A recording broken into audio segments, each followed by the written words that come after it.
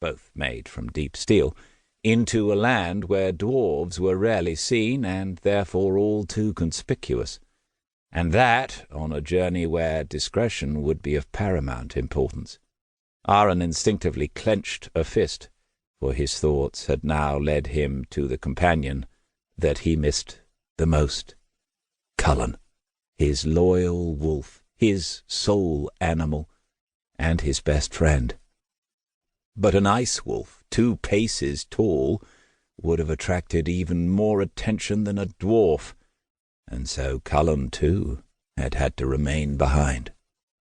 Man and beast had now been separated from each other for 5 weeks, longer than any period since they had first found each other, and now that the wolf was not with him, Ahren sensed how much the animal had influenced him for the better. The wolf cheered him up when he was depressed.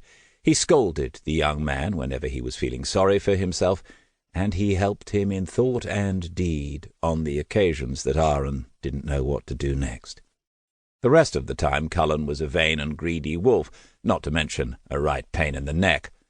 Ahren chuckled quietly.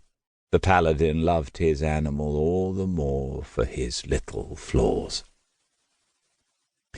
The young man heard a quiet sigh and looked down onto his lap.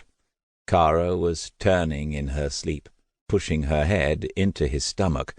The fine lines on her face betrayed the changing emotions of a dream, and Ahren recognized pain, fear, and loneliness, all of which seemed to suggest a macabre game of catch-me-if-you-can being played out in her head.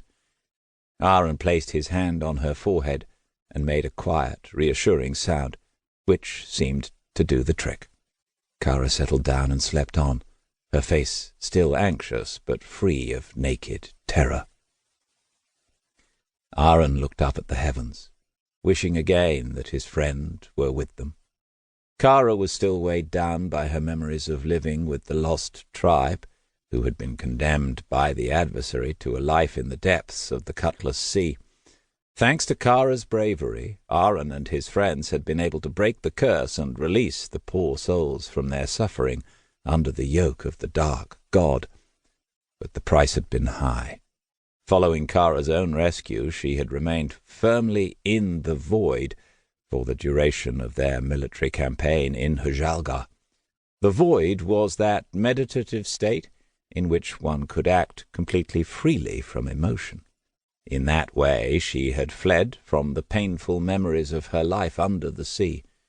It was only the prospect of Ahren heading for the Eternal Empire on his own that had lured her out of that mental state, and day by day the young woman was healing in Ahren's protective arms.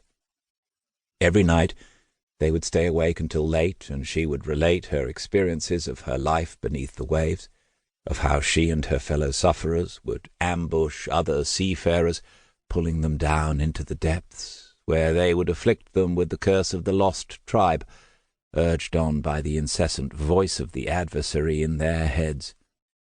She hardly slept now, and when she did, only fitfully, the darkness of the night reminding her of the inky ocean depths. Therefore, Ahren had established a pattern whereby they would have a long rest in the middle of the day, so that Khara could make up for her lost sleep in as peaceful and sunny a location as possible, while he would keep watch. This tactic had worked surprisingly well, although Ahren would have preferred if Jelny Nolan was with them, providing her own inimitable healing help. The priestess always found the right words to strengthen the spiritual well-being of her friends and companions, whether in the form of some simple good advice or a severe scolding. Ahren sighed again. His thoughts were constantly going around in circles. He missed his friends. That was all there was to it.